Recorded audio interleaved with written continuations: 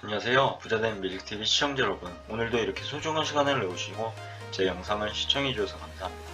오늘은 2022년 9월 9일 새벽 시간입니다. 오늘 나눌 주제는 한국거래소에서 발표한 하나로 FN조선해운 ETF 신규 상장에 대해서 한번 알아볼 예정인데요. 우선 상장 기회에 대해서 말씀드려 보겠습니다.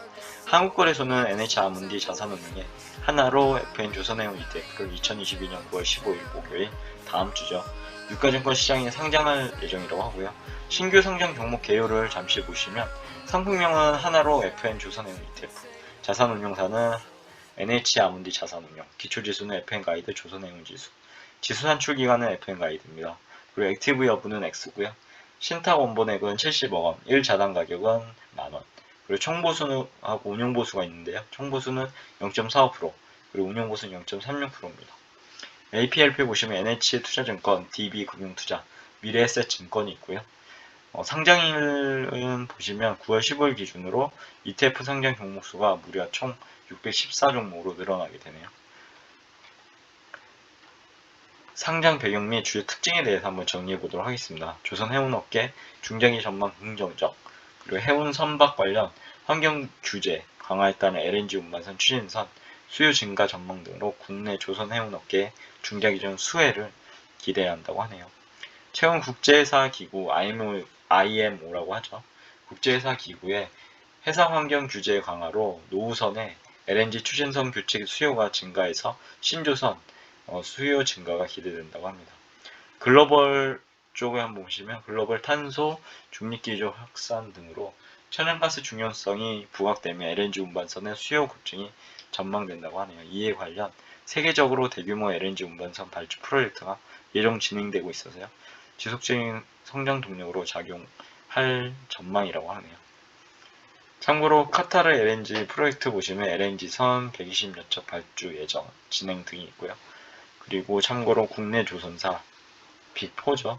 삼성중공업, 현대사모, 그리고 현대중공업, 대우조선해양이 있는데요. 국내 조선사가 전세계 대형 LNG 운반선 수주장고의 약 81%나 차지한다고 합니다. 또한 우크라이나 사태에 따른 러시아 PNG 의존도 축소 기조도 국내 조선업계 수익성에 긍정적으로 작용할 전망이라고 합니다. 참고로 PNG는 파이프라인 내추럴 가스의 약자인데요. 가스전에서 별도의 액화나 압축 없이 배관을 통해 직접 운반되는 천연가스고요. 유럽에서 가장 많이 사용하는 러시아 천연가스가 PNG에 해당한다고 합니다.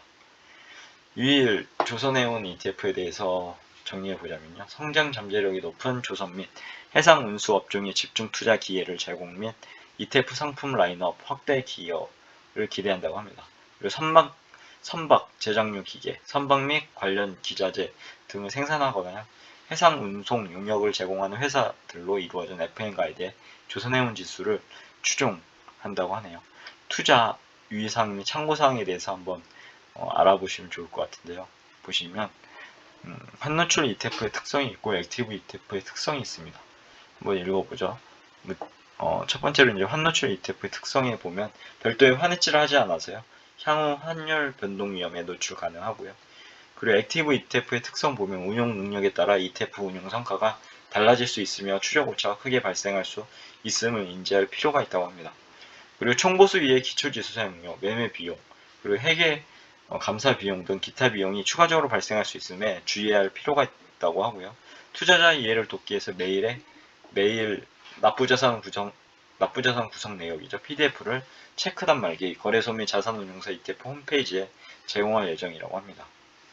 아래는 이제 기초 비교지수 구성 방법인데요. 보면 하나로 FN 조선해운, 지수명이 FN가이드 조선해운 지수고요. 산출기간은 FN가이드, 종목 선정일이 있죠. 선정일 기준 유가증권 시장 및 코스닥 보통주 종목 중 아래 조건을 모두 만족하는 종목을 기초 유니버스로 활용한다고 합니다. 공통기준은 평가 기준 상장 후 3개월 미만인 종목 제외이고요. 단 시가총액 52 이내의 종목의 경우에는 편입 가능하다고 합니다. 그리고 유동 비율 10% 이내 10% 미만 종목 제외고요. 그 밖의 관리 종목, 리츠 등 구성 종목으로 적합하지 않다고 판단되는 종목은 제외했다고 합니다. 재무건전성 기준으로 시가총액 1,000억 원 미만 제외고요. 그리고 60영업일 평균 거래액은 10억 원 미만 제외입니다. 섹터 기준으로 보면 FICS 분류 기준 조선업종, 해상운수업종 종목이고요. 그리고 편입 대상 종목 선정 기준 보면 유니버스 구성 종목 중 유동 시가총액 기준 상위 15종목을 선정한다고 합니다. 구성 종목 수는 15종목이고요. 비중 결정 방식은 유동 시가총액 가중 방식입니다. 그리고 6월, 12월 회의가 있죠. 선물 옵션 만기일 이후 4영업일과 5영업일 이틀간 영약 기준의 비중을 간의 변경 비중의 2분의 1씩 정기 변경한다고 하고요.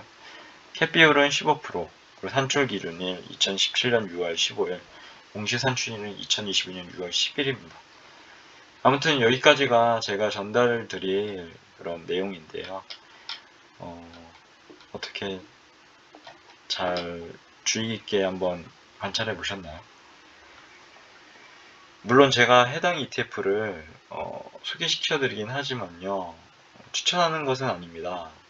각자 이제 투자 판단이 다르기 때문이죠. 제 투자 판단과 앞으로의 어떤 부분이 지금 이렇게 화두가 되고, 이게 아마 여러모로 이제 상장 배경의 주요 특징 보면 중장기 전망이 긍정적이라고 하잖아요. 그래서 이런 ETF들이 지금 나오는 것 같습니다.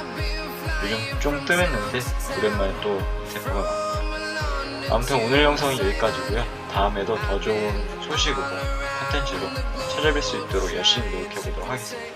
이상입니다. 감사합니다. 좋은 하루 되세요.